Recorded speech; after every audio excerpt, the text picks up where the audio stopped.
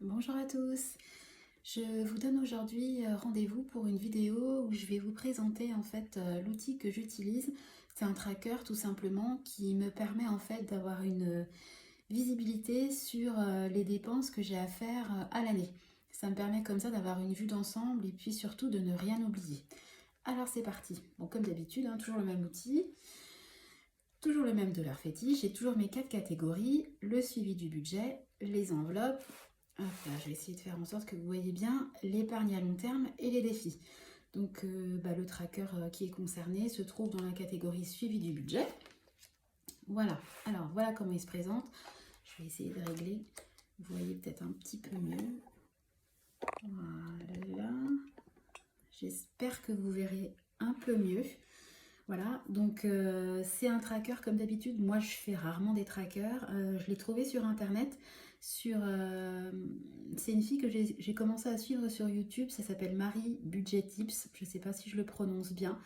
Et en fait, il y avait des trackers disponibles en téléchargement. Donc je l'ai trouvé très très bien fait et je l'ai pris. Donc je vous encourage à le télécharger également. Et puis bravo à elle et merci surtout pour le partage. Donc il s'appelle suivi de paiement annuel. Ça se décompose très simplement. Il y a la description, la typologie des dépenses à venir dans l'année, leur montant, et puis il y a 12 cases qui représentent les 12 mois de l'année. Voilà.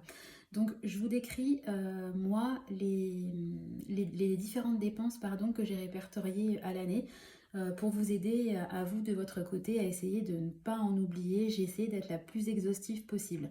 Et c'est à partir de cette base-là que je déduis le montant annuel que je dois programmer pour pouvoir être à même de payer mes factures en temps et en heure. Alors c'est parti. Donc la première dépense, ça concerne la taxe foncière, enfin en l'occurrence les taxes foncières, puisqu'on a notre maison et puis les appartements qu'on a en locatif. Donc la taxe foncière, elle a lieu au mois d'octobre. Je précise que j'ai volontairement caché certains montants parce que j'ai pas forcément envie de dévoiler des parties que je trouve intimes pour ma part. Voilà. Ensuite, ça c'est quelque chose que j'ai rajouté en plus puisqu'on ne l'avait jamais eu, c'est impôt en plus. Donc je vais me faire une épargne spécifique pour tout ce qui peut être régule d'impôt, mais aussi régule gaz, électricité, etc. Cette année, franchement, le montant a été conséquent parce qu'il était quasiment de 1700 euros et on a été débité sur 4 mois, de septembre à décembre. Donc le dernier prélèvement aura lieu le 27 décembre, donc super, Papa Noël. Encore une fois, heureusement qu'on avait de l'épargne de côté. Voilà, j'ai du mal à comprendre, en ayant des revenus qui n'ont pas changé, en ayant fait notre déclaration en temps et en heure, pourquoi on a un rappel de 1700 euros quasiment. J'ai vu aux infos qu'il y avait quand même 11 millions de foyers qui étaient concernés par une hausse d'impôts, enfin une espèce de régule d'impôts. Franchement, je comprends pas. Nos revenus auraient augmenté, ok, j'aurais compris, mais là, il n'y a eu aucune modif. Tout a été fait en temps et en heure, comme je vous l'ai dit, donc franchement mystère. Et j'avoue qu'on était dégoûtés parce qu'on a reçu le courrier au mois d'août, donc sympa comme cadeau pour leur retour de vacances. Enfin bon, bref, on paye des impôts, mieux vaut en payer plutôt que de pas avoir à en payer et puis être vraiment dans la galère. Voilà, donc ensuite j'avais mis une ligne taxe d'habitation. Donc cette année, c'est la première année où on n'a pas eu à en payer. Donc ça, par contre, c'était cool. Puis elle était théoriquement prélevée au mois de novembre. Ensuite, une case assurance maison. Nous, on est prélevé une fois par an. Ça a lieu au mois d'avril. On paye cher, mais honnêtement, en ayant été cambriolé une fois et une deuxième tentative, je préfère mettre le paquet et être bien remboursé si besoin. Maintenant, on n'a absolument plus rien de valeur chez nous. D'ailleurs, je vous en parlerai plus tard dans la liste. Mais heureusement qu'on était bien assuré pour être remboursé parce qu'il m'avait quand même volé ma bague, des 10 ans de mariage, que mon époux m'avait offert pour fêter nos 10 ans de mariage, donc bien les boules. Ensuite, une case pour l'entretien de la chaudière, bon ça on peut pas y couper, c'est obligatoire. Une case pour l'assurance voiture, donc la chaudière c'est au mois de juillet et puis la voiture c'est au mois de mai.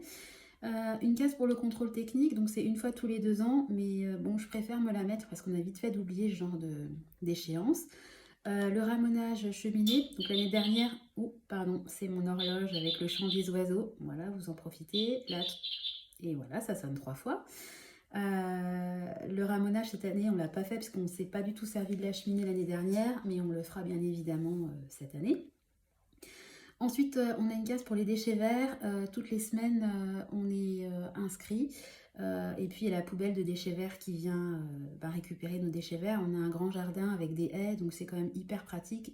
Plutôt que de faire les allers-retours, de pourrir sa voiture en la rendant toute sale. Moi, je trouve ça bien. C'est 50 € par an. Franchement, je les paye volontiers.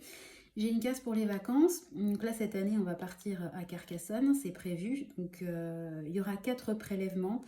Il y en a eu, enfin, février, qu'est-ce que j'ai mis? Février, octobre, février et juillet. Voilà, 4 prélèvements répartis sur l'année. Amazon, montant qu'on a tendance à oublier, mais bon, ben, tous les ans, c'est quasiment 50 € par mois. D'ailleurs, j'ai pas coché Amazon, je crois que c'est au mois de mai qui me débite. Voilà, c'est parti. Ensuite, il y a tout ce qui est assurance scolaire. Donc là, pour l'instant, il n'y avait que mon grand, mais l'année prochaine, il y aura le deuxième puisqu'il rentrera à l'école. Ensuite, là, j'ai fait une hypothèse haute parce qu'en tant que loueur meublé non professionnel, ben, on a un numéro de SIRET, on est considéré comme une entreprise, donc on paye la cotisation foncière des entreprises. J'ai mis approximativement 500 €, c'est moins, mais bon, je préfère voir plus haut et puis après replacer le reliquat, le surplus en épargne. Voilà, donc ensuite on a tout ce qui concerne les charges de studio, hein, bah, ça tombe janvier, avril, juillet, octobre. Donc là pareil, hein, j'ai caché le montant parce que voilà, je trouve que c'est plutôt personnel. Là, on loue également un coffre-fort dans une banque. Et ben, j'en viens à ce que je vous disais tout à l'heure concernant l'assurance maison. On avait un tout petit peu de liquidité et puis j'avais 2-3 bijoux qui m'ont été volés, donc je n'en ai plus maintenant. Mais on préfère louer un coffre pour tout ce qui est ne serait-ce que papier. Tous les actes de vente, etc. Je préfère les mettre au coffre plutôt que les mettre dans ma maison. Imaginons, je sais pas, la maison brûle, je me retrouve sans rien. Enfin bon, moi ça me rassure d'avoir un coffre-fort à la banque, donc c'est à peu près 70 € par an. Voilà, ensuite il y a les frais de vétérinaire, puisqu'on a un chien qui va sur ses 6 ans, et puis il y a les vaccins, il y a les petits bobos, les maladies qui peuvent arriver, donc faut le budgéter. Ensuite, mon grand fait du sport, il fait de la lutte, donc il a commencé cette année, donc c'est 50 € à l'année, donc pareil, à budgétiser. Ensuite, il y a le budget Noël et anniversaire des garçons, donc là je suis en train de finaliser les achats. D'ailleurs, j'ai une vidéo qui est en préparation, où en fait je fais un comparatif en fait entre le fait d'acheter les cadeaux en avance et de les acheter comme si je les achetais aujourd'hui. Autant vous dire que j'ai bien fait d'anticiper puisqu'il y a vraiment une nette hausse des prix. Ça a lieu tous les ans et puis en plus je pense que cette année c'est accentué avec la fameuse pénurie de jouets qui est annoncée depuis des semaines et des semaines. Donc je vous ferai une petite vidéo là-dessus. J'ai fait des copies d'écran des prix pratiqués actuellement sur Amazon parce que j'ai acheté majoritairement sur Amazon et puis les prix que moi j'ai payés sur Amazon également. Voilà, donc ça sera une future vidéo. Ensuite, j'ai une ligne repas de Noël. Donc là, c'est pareil, à budgétiser. Donc cette année, il n'y en a pas, mais je fais une épargne, comme je vous ai dit, puisque ça tourne. Hein. Le repas de Noël, il se fait une fois tous les 3 ans chez nous.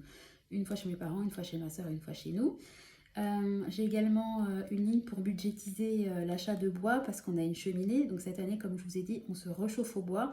On avait un stock phénoménal de bois, donc on n'a pas eu besoin d'en racheter. Je sais que la dernière fois qu'on en a acheté, c'était il y a peut-être 2-3 ans, on en avait pour 450 €.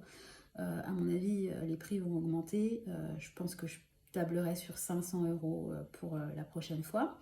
J'ai ajouté cette année une case Halloween puisqu'on a fait un petit goûter d'Halloween en famille et puis toujours acheter un petit peu de déco, de nouveautés, ça a vite fait de coûter un petit peu, donc 15 €, c'est vraiment rien, mais bon, au moins avec ça, je liste vraiment toutes les dépenses fixes que j'ai à l'année.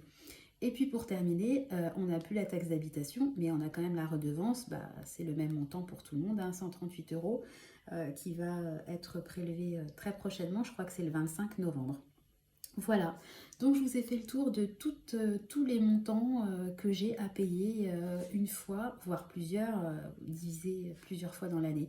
Voilà, j'espère que ça vous aidera à pouvoir vous faire un petit tracker comme ça pour y voir clair dans vos finances. Moi, je trouve ça vraiment bien, je le sors régulièrement et je sais que clac, en novembre, qu'est-ce que j'aurai à payer?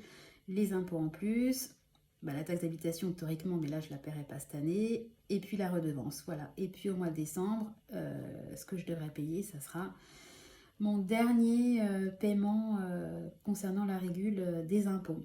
Voilà, et bien écoutez, ce que j'avais à dire est sorti. J'espère que la vidéo vous aura plu. N'hésitez pas à mettre un petit pouce ou encore plus sympa à vous abonner. Voilà, si vous avez des questions, n'hésitez pas, je regarde régulièrement les messages. Je vous souhaite à tous une bonne journée et puis je vous fais des bisous. Je vous dis à bientôt, au revoir.